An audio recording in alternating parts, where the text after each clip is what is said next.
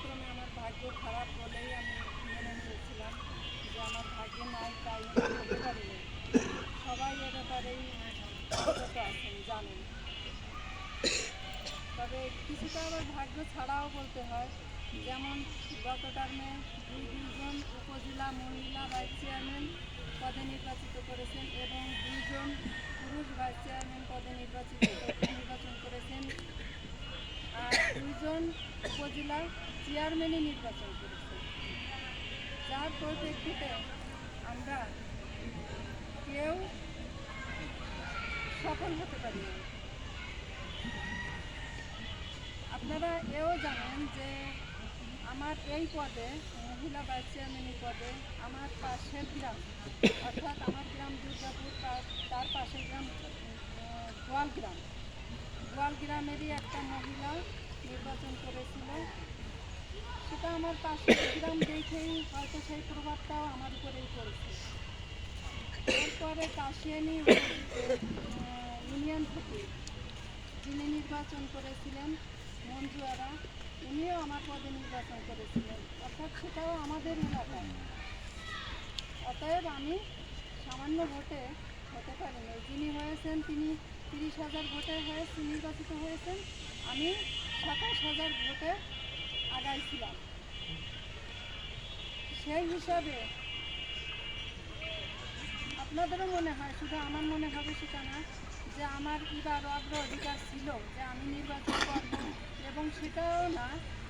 আপনারা একটা জিনিস হচ্ছে, সেটা যেহেতু আমি এতগুলো ভোট পাইছি, অন্তত 20,000 ভোট হইলেও আমার মনে করেই তারা ভোট দিয়েছে। সেই লোকগুলো আমাকে এখন বারবার ফোন দিচ্ছে, এবং আমার হাজব্যান্ড এই মহেশপুর ইউনিয়নের চেয়ারম্যান।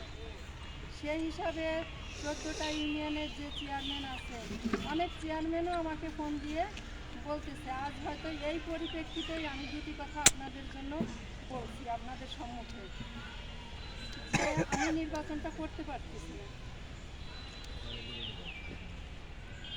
আমি নির্বাচনটা করতে পারতেছি না এই কারণেই যে এবার আবার শুনছেন আপনারাই যে সেই মিনা জামান গতবার বীরু ভাইয়ের পদেই দাঁড়াইছে চেয়ারম্যানই কইরে। আমাদের কি অনেক ভোট এই ইউনিয়নে, মহেশপুর ইউনিয়ন অনেক বড় ইউনিয়ন, অনেক ভোট, কিন্তু তারপরেও বাইরের ইউনিয়নগুলো ভাবে যে ওই ইউনিয়ন থেকে 2 জন এক এক পদে দাঁড়িয়েছে, অতএব ওখানে ভোট দিলে বোধহয় ভোট নষ্ট হবে। আপনারা সবাই জানেন মিনা জামানের জামানত বাজেয়াপ্ত হয়েছিল, কতগুলো ভোট সে পাইছিল সবাই জানেন। এবার আবার সেই মিনা জামান সেই চেয়ারম্যানই নির্বাচন থেকে মহিলা ভাইস চেয়ারম্যানই পদে আসছে, উপর থেকে আবার নিচে, যার ফলে বীরুভাই কিন্তু গতবার হইতে পারে নাই। আর এবার সে আমার এই মনে হয় এই মানে পিছনে রাখার জন্য এই কাজটা করছেন আমার মনে হয়। না হলে তিনি গতবারই ভাইস চেয়ারম্যানই নির্বাচন করতে পারতেন, কেউ তো তাকে ঠেকাইতো না, কিন্তু সেটা করে নাই বীরুকে ফেল দেওয়ার জন্য। এবার আমার এই পদে দাঁড়ানোর উদ্দেশ্যই তার হচ্ছে আমাকে হারানোর জন্য, বা আমাকে এইখান থেকে নিচে নামানোর জন্য, বা ব্যাহত করার জন্য। যাই হোক, আমি সেটা বুঝে যে অন্য অন্য ইউনিয়নে মানুষ কী বলবে, এক ইউনিয়ন থেকে যদি আবারও এবার আমরা একই পদে 3-3টে ক্যান্ডিডেট হই, প্রার্থী হই, তাহলে মানুষ খারাপ বলবে। যার ফলে আপনাদের মহেশপুর ইউনিয়নের চেয়ারম্যান আমার স্বামী, সম্মানের জায়গা আছে।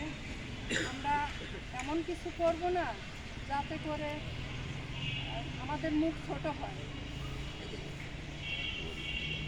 যাই হোক, আপনারা